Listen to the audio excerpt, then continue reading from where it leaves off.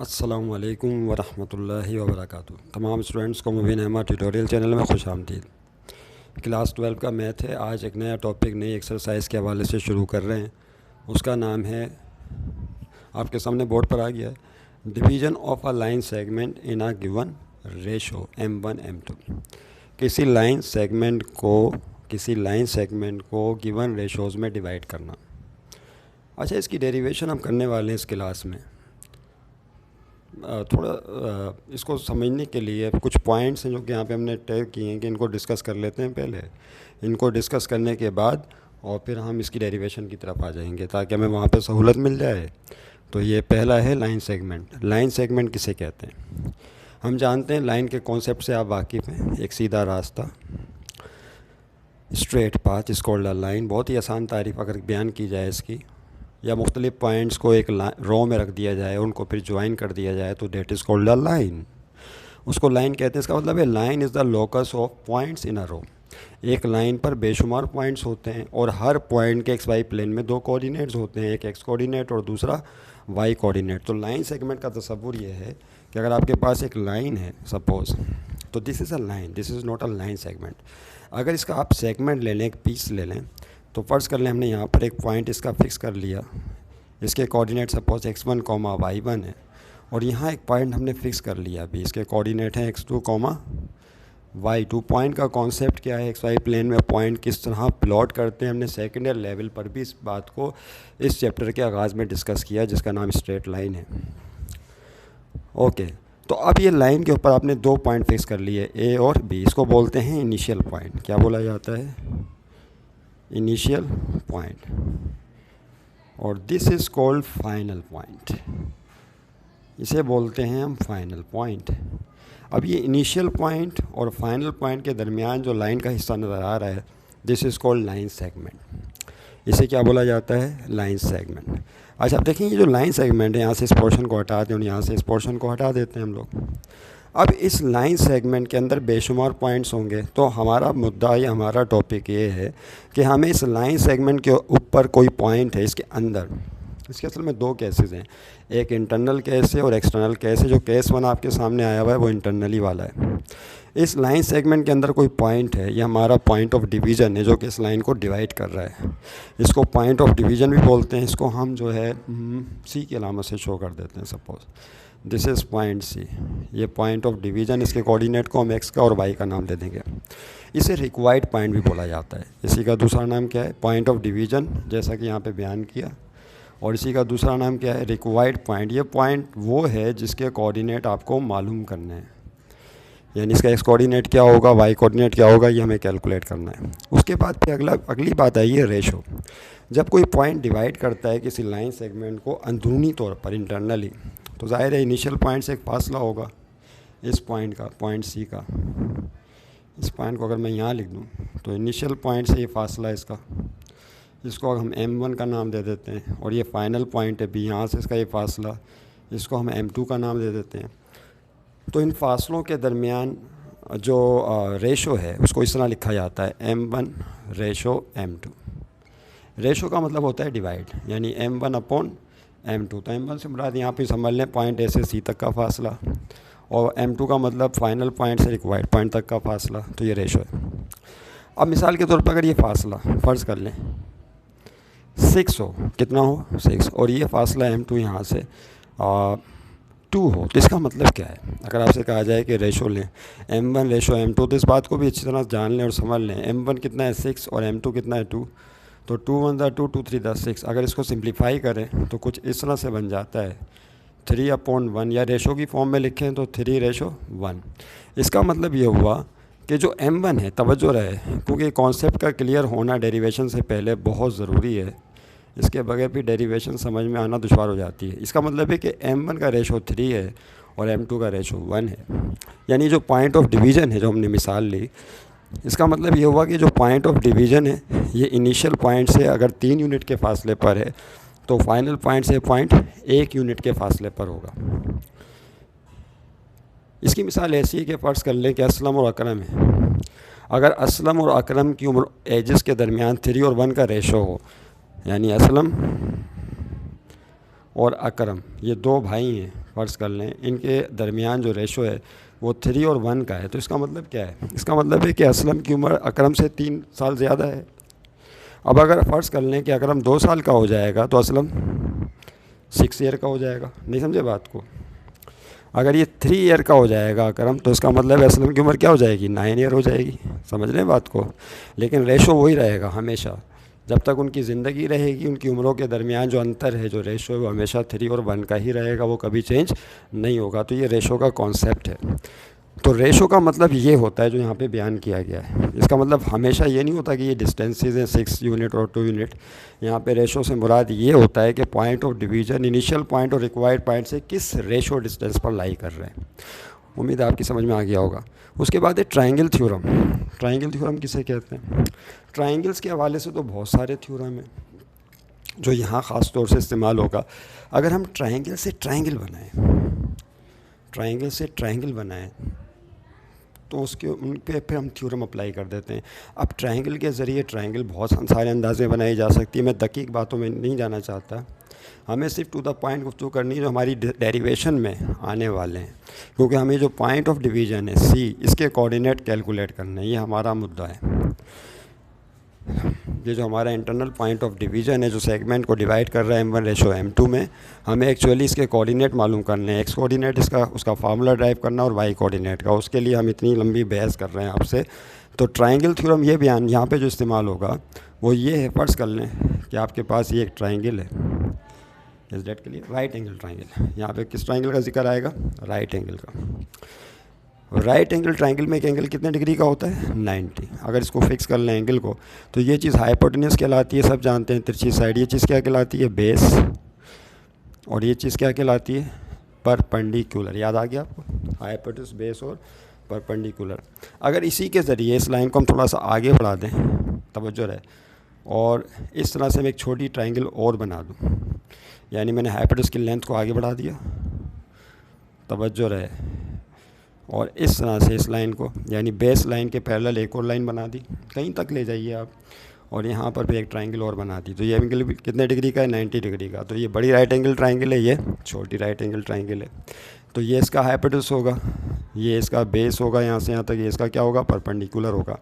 तो अब आपने इन दोनों ट्रायंगल्स पर ट्रायंगल थ्योरम लगाना है। वो ट्रायंगल थ्योरम कई अंदाज से बयान किया जाता है। एक तो ये है कि दोनों के हाइपोटेन्यूस के रेशोज़ और बेस के रेशो सेम होंगे, या दोनों के हाइपोटेन्यूस और परपेंडिकुलर के रेशो सेम होंगे। यानी फ़र्ज़ कर ले इसके हाइपोटेन्यूस को अगर हम H का नाम दे दें, बेस को B का और परपेंडिकुलर को P का, और इसके हाइपोटेन्यूस को H डैश, बेस को B डैश और परपेंडिकुलर को P डैश कह दें, तो थ्योरम ये बयान करता है कि दोनों के हाइपोटेन्यूस के जो रेशोज़ हैं H रेशो H डैश बराबर होगा दोनों के बेसिस के रेशोज़ के, B रेशो B डैश। इसी तरीके से दोनों के हाइपोटेन्यूस के रेशोज़ को बराबर लिया जा सकता है दोनों के परपेंडिकुलर के रेशोज़ के। तो ये जो थ्योरम है अप्लाई करेंगे जब आपको एक्स कोऑर्डिनेट निकालना होगा रिक्वायर्ड पॉइंट का, और ये थ्योरम तब इस्तेमाल करेंगे जब आपको रिक्वायर्ड पॉइंट का, पॉइंट ऑफ डिवीज़न का वाई कोऑर्डिनेट निकालना होगा। अब इतनी लंबी चौड़ी बहस के बाद हम इस काबिल हो गए कि अब इन पॉइंट के कोऑर्डिनेट्स को बाकायदा ड्राइव कर सकें। इसके लिए आप मेरे साथ साथ एक डायग्राम बनाएं। अब हम इसको मिटा रहे हैं, मिटाने के बाद फिर हम आगे बात, मैं वीडियो को स्टिल करके पहले डायग्राम कंप्लीट कर लूँ, या आपके सामने ही डायग्राम बनाऊँ। वीडियो लंबी हो जाएगी, पार्ट में चली जाएगी, सॉरी फॉर दैट। ये काम समझ लें अच्छी तरीके से। जैसे देखिए मैं आपके सामने ही डायग्राम बनाने का फ़ैसला कर लिया है। वीडियो की लेंथ बढ़ती है तो बढ़ती रहे, हमें तो पॉइंट समझना है। देखें आप सबसे पहले बिल्कुल साफ़ सुथरी डायग्राम बनाएंगे, जितनी आपकी साफ़ सुथरी डायग्राम होगी उसको समझने में उतनी ही ज़्यादा हेल्प मिलेगी। इससे तो सब वाकिफ़ हैं। This is called X axis, नहीं, and this is called Y axis. और जहाँ पे दोनों एक्सिस कट करते हैं उसको ओरिजिन कहते हैं, बात आप जानते हैं। इसके ऊपर आप 2 पॉइंट ले लें। फ़र्ज़ कर लें मैं यहाँ पे एक पॉइंट ले लेता हूँ ए, और इसके कोऑर्डिनेट हैं x1, y1। सही। अगर मैं आपसे कहूँ कि इसका ये डिस्टेंस कितना है, तो अब ये फासले तो हमें मालूम होने चाहिए ना सेकेंड लेवल पे, कि यहाँ से यहाँ तक x1 फासला होगा, इस पॉइंट का y एक्सिस में ये फासला y1 कहलाएगा डेफिनेटली। तो इस डिस्टेंस को क्या बोलेंगे? बोलें दिस इज़ कॉल्ड x1। याद है ना, x कोऑर्डिनेट का मतलब क्या होता है, x एक्सिस में फासला जो y एक्सिस से नापा जाता है। और इस पॉइंट का ये y1 कोऑर्डिनेट, इसका मतलब है ये डिस्टेंस क्या होगा, y1 होगा। इसी तरीके से यहाँ पर एक पॉइंट आपने लिया, एक पॉइंट और ले लीजिए यार, या हमने एक पॉइंट और ले लिया, और इसके कोऑर्डिनेट जो हैं उसको b का नाम दे देते हैं। इसके कोऑर्डिनेट हैं x2, y2। तो तवज्जो रहे, ये जो डिस्टेंस होगा ये क्या कहलाएगा, x2, और इस पॉइंट का ये डिस्टेंस कहलाएगा y2। ये बात तो सबको समझ में आती है आसानी से, इसमें कोई परेशानी नहीं होनी चाहिए। अब पॉइंट ए और बी को मिला दीजिए, तो क्या बन जाएगा, इसको क्या बोलते हैं, अभी तो बताया है क्लास के आगाज़ में। ये स्ट्रेट लाइन का एक पार्ट है पॉइंट ए और बी के दरमियान। ए इनिशियल पॉइंट हो गया और बी फाइनल पॉइंट हो गया, तो इसे कहते हैं लाइन सेगमेंट। क्या कहा जाता है, यस, लाइन सेगमेंट। इस लाइन सेगमेंट के अंदर एक पॉइंट है, पॉइंट ऑफ डिवीज़न, जिसके कोऑर्डिनेट आपको मालूम करने हैं, उसको हमने x, y से शो किया। तो लाइन सेगमेंट के अंदर कहीं भी एक पॉइंट आप ले लें, फ़र्ज़ कर ले मैं यहाँ ले लेता हूँ, इज़ दैट क्लियर। तो दिस इज़ पॉइंट C। इसके कोऑर्डिनेट क्या हैं बताइए, x1 नहीं, x और y। इसके कोऑर्डिनेट क्या हैं देख लें, x और y छोटा छोटा लिखना पड़ रहा है क्योंकि आप बहुत बड़ा करके नहीं लिख सकते। लो भाई, हो गया काम, तो इसको मिटा देते हैं सही से, ठीक है भाई। देखें यहाँ पे क्या होगा, ये पॉइंट C है, इसके कोऑर्डिनेट हैं x, y। ओके, अगर मैं कहूँ कि ये डिस्टेंस कितना है बताइए इसका, तो आप क्या बताएंगे, बोलें इस पॉइंट का इस कोऑर्डिनेट, तो यहाँ से यहाँ तक फासला x होगा, और ये डिस्टेंस कितना है तो आप क्या बताएंगे, दिस, यहाँ से यहाँ तक जो फासला है दिस इज़ y। क्या कहलाएगा ये, y। डिस्टेंसेस को ज़रा जहन में रखिएगा अच्छी तरीके से, बस डिस्टेंसेस नापते रहिए, काम हो जाएगा। इनिशियल पॉइंट से रिक्वायर्ड पॉइंट यानी पॉइंट ऑफ रीजन तक का जो फासला है उसको m1 कहते हैं, हम लोग अभी बताया था। फाइनल पॉइंट से रिक्वायर्ड पॉइंट तक का ये जो फासला है इसको क्या कहते हैं, m1 कहते हैं। इसका मतलब पॉइंट C इस लाइन सेगमेंट को किस रेशो में डिवाइड कर रहा है, m1 रेशो m2 में डिवाइड कर रहा है, जिसको आप m1/m2 भी कह सकते हैं, ऐसे ही है भाई। ओके, इस पॉइंट को A से C कहा जा सकता है, इसे B से C कहा जा सकता है, AC BC रेशो m1/m2। इसको यूँ भी लिख सकते हैं, m1 का मतलब क्या है, A से C तक का फासला, और m2 का मतलब क्या है, B से C तक का फासला, B से C तक का फासला m2। ऐसे भी बोल सकते हैं, जिस तरह चाहें बोल लें, अब तो आसान हो गया। उसके बाद अब आप एक काम करें, ये जो पॉइंट है इसको स्ट्रेट आगे तक ले जाइए। कहाँ तक, इसको यहाँ तक ले जाइए, आगे तक लेके जाएं, चलें यहीं तक ले आएँ। ओके, यहाँ तक लेकर आ गए, और इस पॉइंट को भी यहाँ से यहाँ तक लेके चले जाइए। तो A B C, इसको कहते हैं हम P। इस पॉइंट को क्या नाम दे दें, P। इस पॉइंट को नाम दे देते हैं Q का, कोई भी नाम दे दें, उससे क्या फ़र्क पड़ता है। इसे P कह दें और इसे Q कह दें। ओके, अब अगर मैं आपसे पूछूं, अब यहाँ पे थोड़ा दिमाग मारी का काम शुरू हो गया। अगर मैं आपसे कहूँ कि जो पॉइंट P है इसका x कोऑर्डिनेट बताएं क्या है, यहाँ से यहाँ तक, तो क्या बताएंगे आप, यहाँ से यहाँ तक इसका x कोऑर्डिनेट कितना है, तो बताइए। अब ये मुझे कॉलर पे लगाना पड़ेगा, ये x कोऑर्डिनेट यहाँ से यहाँ तक कितना है, x है, तो ये फासला भी कितना होना चाहिए, x।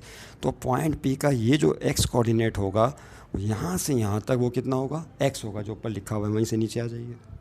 इसको मिटाना पड़ेगा भाई, मजबूरी है, x। अगर मैं आपसे कहूँ बताइए कि इस पॉइंट P का यहाँ से यहाँ तक y कोऑर्डिनेट कितना होगा, तो आप क्या बताएंगे, आप फ़ौरन बताएंगे ये जो फासला है ये बराबर है y1 के, यहाँ पे लिखा हुआ भी है, ये फासला और ये फासला एक ही है। तो आप बोलेंगे फ़ौरन y, यहाँ से यहाँ तक x हो गया, सॉरी x1 नहीं है, ये फासला x था, तो यहाँ से यहाँ तक x हो गया। तवज्जो रहे, पसीने से ये लिखा नहीं आ रहा, y1।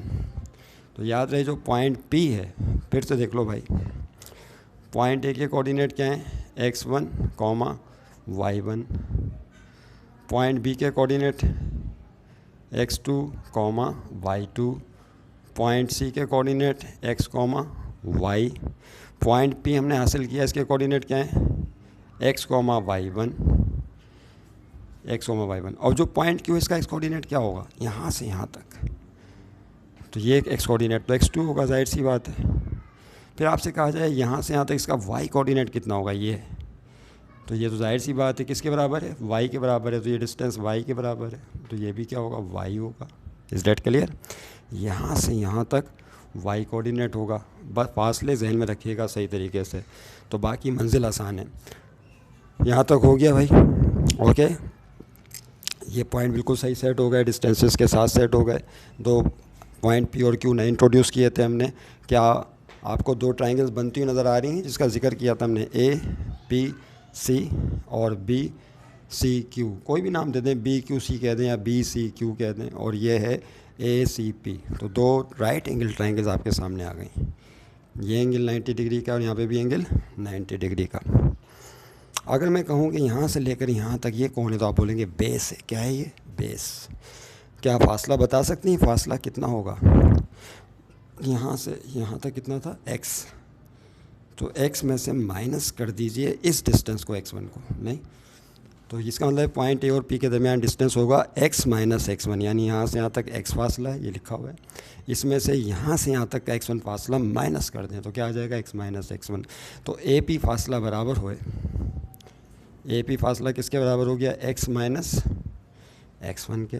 अगर मैं आपसे कहूँ कि ये डिस्टेंस कितना होगा, जो छोटी राइट एंगल ट्राइंगल है इसका ये बेस कितना होगा, यानी Q से लेकर C या C से लेकर Q तक, तो बता सकते हैं। यहाँ से यहाँ तक फासला कितना था, x2, तो x2 में से किसको माइनस करेंगे, इस डिस्टेंस x को माइनस कर देंगे। नहीं समझे बात को, ये x2 फासला, इसमें से x निकाल दीजिए तो ये डिस्टेंस नहीं आ जाएगा पॉइंट C और Q के दरमियान। तो इसका मतलब है कि C और Q पॉइंट के दरमियान जो डिस्टेंस होगा वो होगा x2 माइनस x। तवज्जो रहे, हाँ भाई, नहीं भाई यही तो है गेम। पॉइंट प्लॉट करना आता है, फासले नापने आते हैं, बिल्कुल आसान है, हलवा है। और अगर हमें पॉइंट के फासले मालूम नहीं करने आ रहे तो थोड़ी सी दुश्वारी तो होगी, लेकिन नहीं, आप तवज्जो के साथ समझने की कोशिश करें तो इंशाल्लाह बहुत आसानी से एक एक चीज़ और एक एक पॉइंट सामने आ जाएगा। तो ये डिस्टेंसेस आपके सामने आ गए, और क्लास के आगाज़ में जो हमने तमहीद बांधी थी, वो इम्पॉर्टेंट जो पॉइंट डिस्कस करने थे आपको, वो एक एक करके सामने आना शुरू हो गए। तो ये मामला आपके सामने आ गया। अब अगर मैं आपसे कहूँ, ये था इंटरनल केस, याद रखिएगा।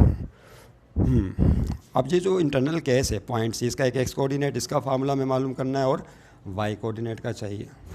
तो एक्स कोऑर्डिनेट का फासला कैसे निकालेंगे, आप इसको थोड़ा सा समझ लीजिए। अब हम यहाँ लगाने वाले हैं थ्योरम, उसके बाद फिर वाई कोऑर्डिनेट के लिए काम होगा, बिल्कुल उसी तरह जिस तरह एक्स कोऑर्डिनेट के लिए अभी आप काम कर रहे हैं। तो अब आपकी हेडिंग क्या होगी, फॉर एक्स कोऑर्डिनेट। ये जो पॉइंट सी है, पॉइंट ऑफ डिवीज़न, जिसको आप कहते हैं रिक्वायर्ड पॉइंट, इसके एक्स कोऑर्डिनेट का फार्मूला कैसे ड्राइव होगा, इसको आप सोच लें। यहाँ पे हम थ्योरम लगाने वाले हैं। आप यहाँ लिखेंगे ट्राइंगल्स, कौन कौन सी ट्राइंगल, अब ये देखें, ये मिटने में दुश्वारी हो रही है पसीने की वजह से। यस, यहाँ लिखेंगे ट्राइंगल्स, कौन कौन सी ट्राइंगल नज़र आ रही हैं भाई, ए सी पी नज़र आ गई सबको, एंड और कौन सी है, B C Q, B C Q, ये दोनों triangles are congruent, are congruent triangle. तो इन पे थ्योरम लगा दीजिए। तो थ्योरम याद है ना आपको, क्या होता है इन पे, हाँ बोलिए, बस होने को है, कोशिश करेंगे लेंथ के अंदर ही आ जाए, 30 मिनट के अंदर अंदर टॉपिक।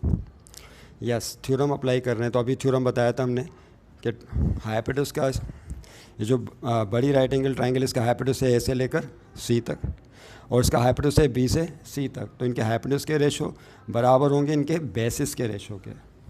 यानी यहाँ पे क्या लिखना है, तवज्जो रहे, जो बड़ी ट्राइंगल का हाइपोटेनस आपको नज़र आ रहा है वो कौन है, ए से सी तक रेशो, और फिर छोटी triangle right angle triangle B C hypotenuse, इसका रेशो बराबर होगा।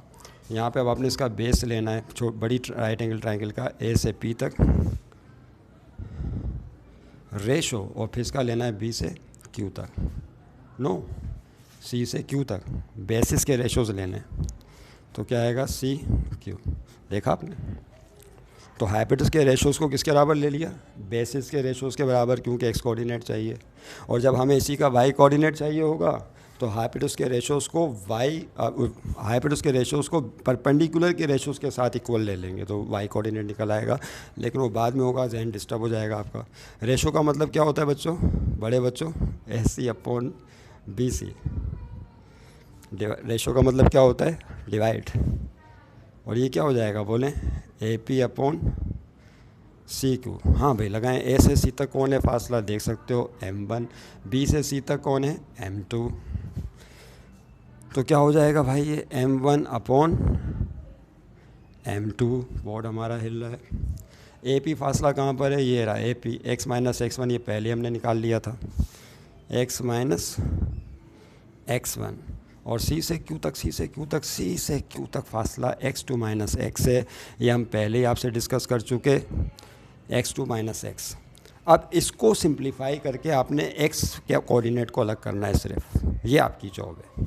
तो इतनी मैथ तो सभी को आ जाती है इस स्टेज पर। क्रॉस मल्टीप्लाई आता है ना सबको करना, भी मिटाना पड़ेगा। क्रॉस मल्टीप्लाई करो भाई। ओह ये क्या हो गया भाई, बोर हो गया काला पसीने से।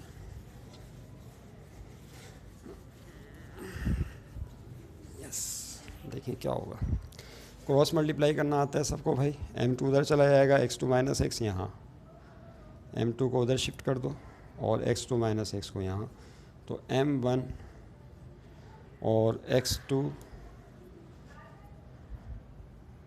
- x is equal to M1 x2 - x, फिर इज इक्वल टू M2 वहाँ चला गया, क्या हो जाएगा, x - x1।